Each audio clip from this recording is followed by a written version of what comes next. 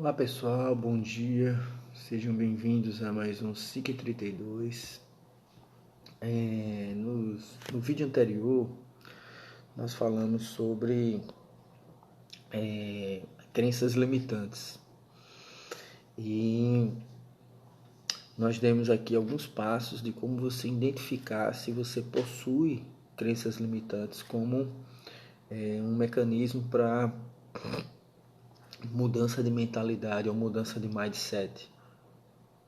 Então, o que na verdade o que é esse mindset, o que é essa mentalidade? É uma programação mental que nós construímos ao longo da nossa vida, né, que isso nos faz responder de forma automática a determinados estímulos.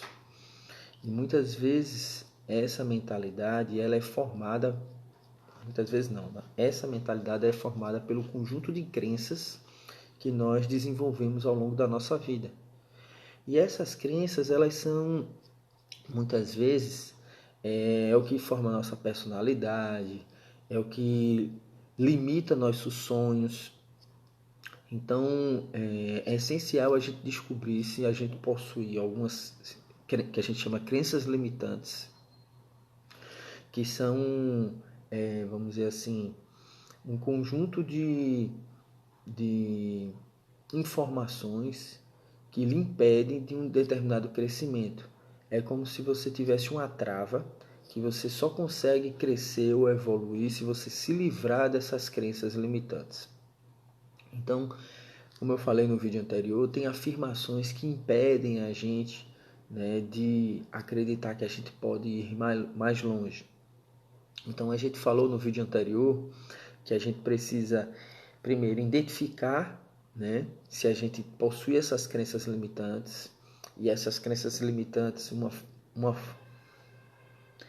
uma forma da gente identificar é a gente uma forma da, uma forma da gente identificar é a gente perceber se aquela ação que a gente acredita que é essencial para o nosso crescimento, se a gente começa a criar objeções, barreiras, ou se a gente começa a procrastinar, deixar para depois. Bom dia, pessoal. A gente está fazendo um review aqui do que foi visto nos vídeos anteriores. Bom dia, Rafael. Bom dia, Tiago. Então, a gente está falando aqui das crenças limitantes. Então, como fazer? A gente precisa identificar se a gente possui essas crenças limitantes, impedem da gente avançar. Então, como saber se a gente possui? Se a gente, por exemplo, em ações importantes, né, que a gente tem certeza que essa ação vai ajudar a gente a crescer, a se desenvolver, a gente começa a criar objeções para a gente mesmo, ou para deixar para depois, ou para não fazer. Então a gente começa a perceber que tem alguma barreira interna, inconsciente, que está impedindo que a gente avance. Então é importante que a gente encontre essas crenças limitantes. O outro ponto importante é encontrar as causas, certo? Quais são as causas dessa crença? Será que vem a partir do que a gente... Ótimo, Rafael. Vi todos e comentei com o meu mano ontem sobre as crenças limitantes e os modos operantes. Exatamente. Então, a gente precisa perceber, por exemplo, de onde vêm essas crenças, né? Inclusive eu queria até fazer uma correção, né? Quem teve a oportunidade de ver, né, a gravação ontem, né, eu fiz uma citação errada, né? Eu falei que era mais fácil entrar um camelo pela ponta de uma agulha do que um justo no reino do céu. E na verdade é um rico, né, no reino dos céus, né? A citação é essa, a frase é essa. Eu na emoção, né, da fala, acabei me equivocando. Então, teve algumas pessoas que viram, que corrigiram, e eu, obrigado aí pela correção, né? E aí, a gente acredita que a gente não pode ser rico, a gente não foi ensinado a ser rico, né? A gente, pelo menos eu não nasci no berço de ouro. Deu para entender, ótimo, então foi bom. Então eu não nasci no berço de ouro. Então a minha escola é a escola tradicional, né, onde o objetivo, né, das pessoas das escolas que eu frequentei era formar mão de obra para o mercado. Quanto menos pensar, melhor. E aí a gente vai crescendo, né?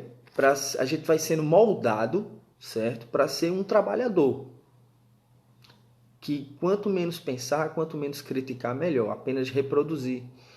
Diferente da escolha dos filhos mais, né, do poder aquisitivo mais elevado. Nessas escolas, as pessoas vão sendo formadas para serem líderes, né, para, vamos dizer assim, gerenciar o império das suas famílias. E aí já vão sendo incutidas nela mentalidades de liderança. E a mentalidade de liderança é diferente da mentalidade do trabalhador, né, que apenas vai garantir a sua subsistência.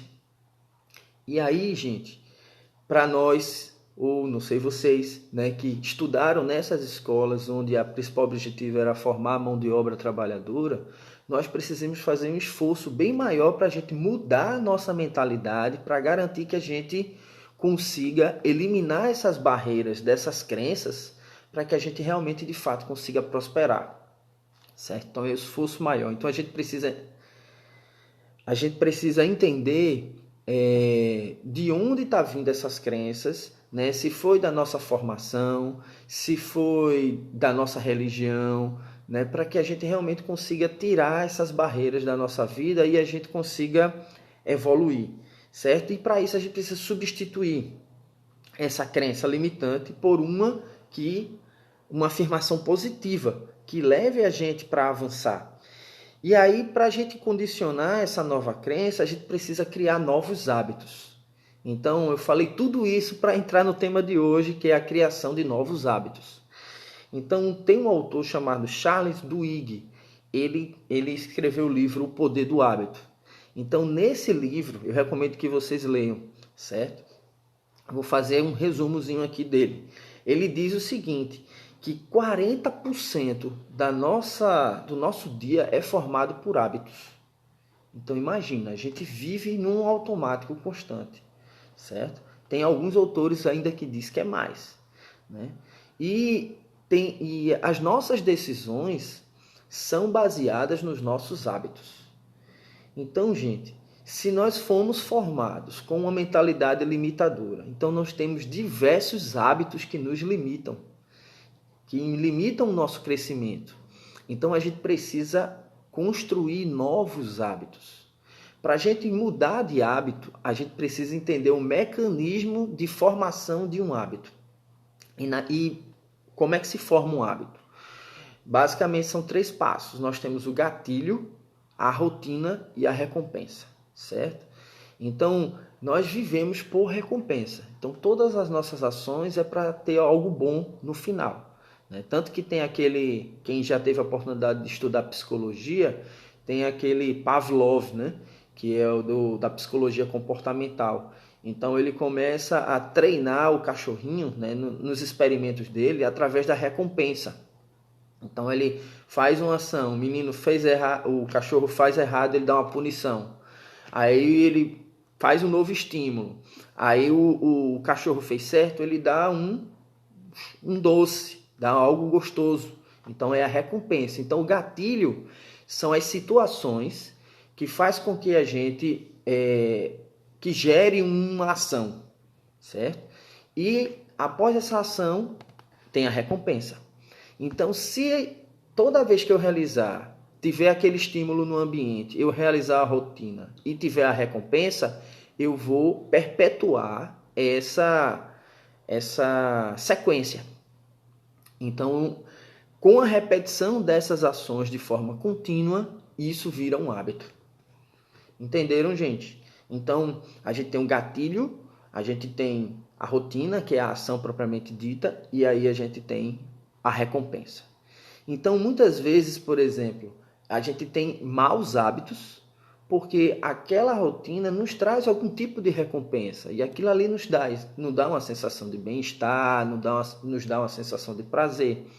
Porém, para você transformar aquilo numa rotina, aquilo ali, a princípio, ele teve um significado para você. Vou dar um exemplo. na verdade, do livro, né? Do livro ele diz o seguinte, que o autor ele tinha um hábito de toda vez comer um biscoito de chocolate, num determinado horário da vida dele, né? Da rotina dele, do dia a dia dele.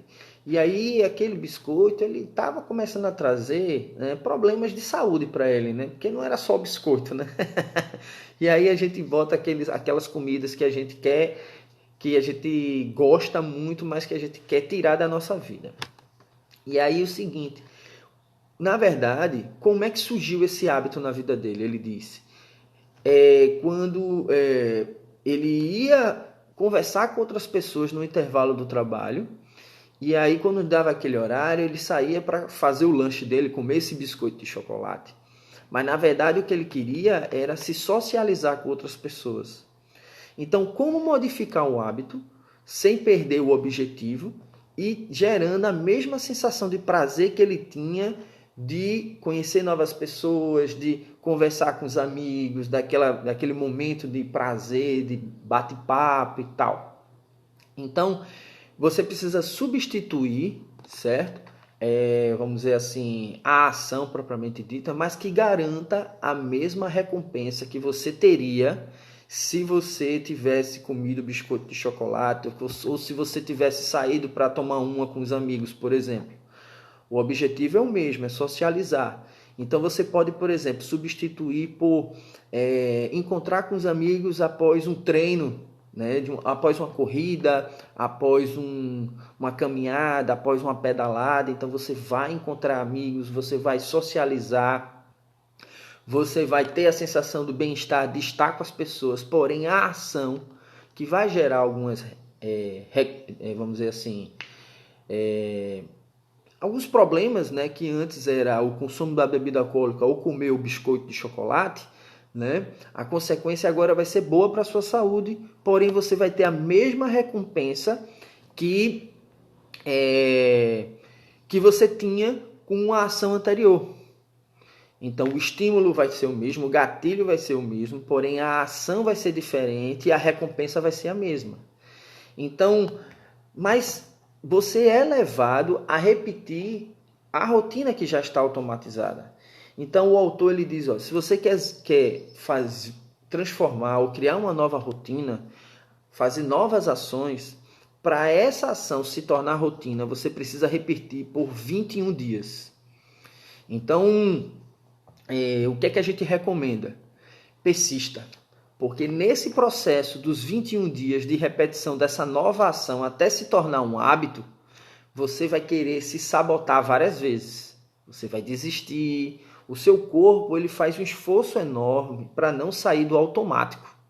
Então, gente, desculpa aí a iluminação, esqueci de fechar a cortina. O sol está invadindo aqui, batendo no meu rosto, mas é um sol saudável, né? Então, gente, voltando aqui. Então, para você adotar um novo hábito, você precisa...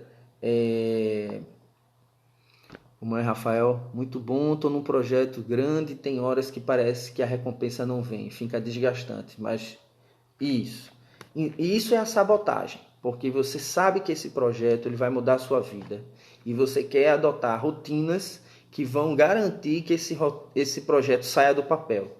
Só que você tem outros hábitos, certo? Então o seu corpo vai fazer de tudo para você não sair dos hábitos antigos, porque já está garantida a recompensa com baixíssimo esforço, porque já está automatizado.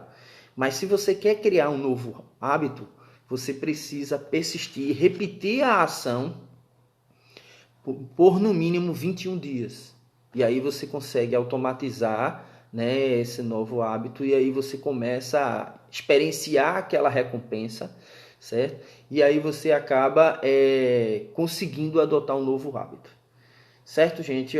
O vídeo tá longo, né? Eu vou continuar com esse assunto amanhã, nesse mesmo horário, às 5h32, e eu espero vocês para a gente continuar falando sobre mudança de hábitos ou adoção de novos hábitos, só que vão nos engrandecer ao invés de nos trazer consequências negativas. Ok, gente? Quem for para o trabalho, bom trabalho, né? Quem for estudar, bom estudo, né? E até amanhã, se Deus quiser.